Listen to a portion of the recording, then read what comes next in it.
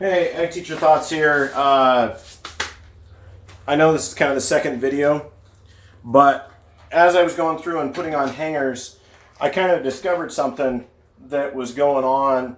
Um, like any ag teacher, I'm overloaded with students, so there's more students in a class than really what I have the ability to kind of oversee and constantly watch. It's just kind of a thing about modern education.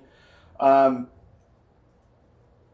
I like to take my tech classes and not have more than 15. I've got one that's got about 20, so I set students to do different jobs at different times.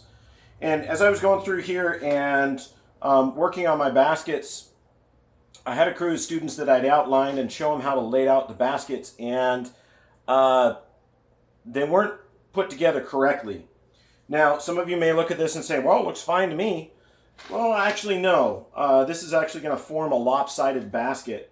So what happened is we do have our two trailing petunias opposite of one another, which we want, but we've got one verbena on this side and one calibrachoa on this side.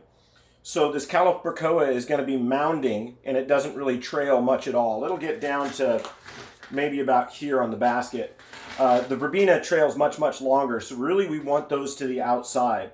So what I've got to do now is I've actually got to take this basket apart and put it back together correctly.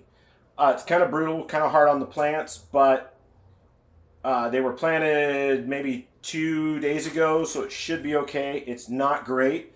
Probably going to set the basket back about a week or two as far as bloom and size. That's one of the reasons I get stuff in early, is if I have a problem, I have time to fix it. So I'm going to go ahead and fix this one. Again, it's going to be kind of brutal. So I'm going to find where the center of my plant is. I'm going to actually kind of just dig down with my fingers and take that out. Now you can see I've kind of had to break up the root ball when doing that. Get down here, you get that verbena out of the center.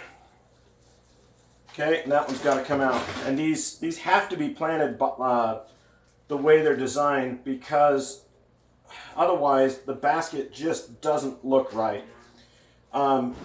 Again, it's kind of hard on the plants, but I would rather fix it now and be delayed a little bit than have a basket I am just not happy with as far as quality. So make sure when you're going through and you're working with your students that they understand that there's a layout and that they've got to follow that layout, that they can't just kind of go to that basket and ad-lib it or kind of decide what design they're going to do. They have to follow the layout. Grab a hanger.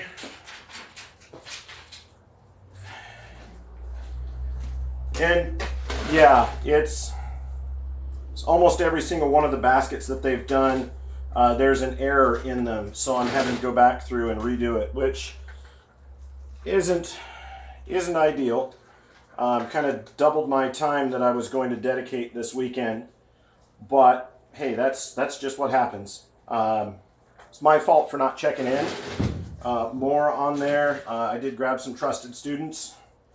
I'm not going to call them out, but I grabbed some trusted students. They said they had it. They had an example. But somewhere along the way, somebody got confused. So anyway, that is a repaired basket.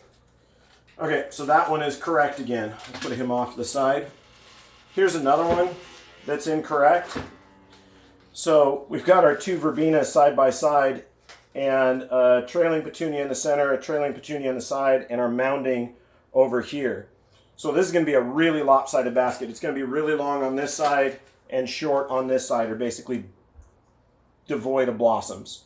So this is what I'm doing. It's kind of quality control. I'm going through every single basket to make sure it's correct. I wish I would have got those before they were watered, but it is what it is, and we'll just kind of fix it. The other thing is the soil is down a lot further, so I'm also bringing the plants up. Again, it's disturbing the root ball. It's knocking them back a week or two, but I got to fix it. So anyway, I thought I'd shoot just a quick video on that, and catch you later.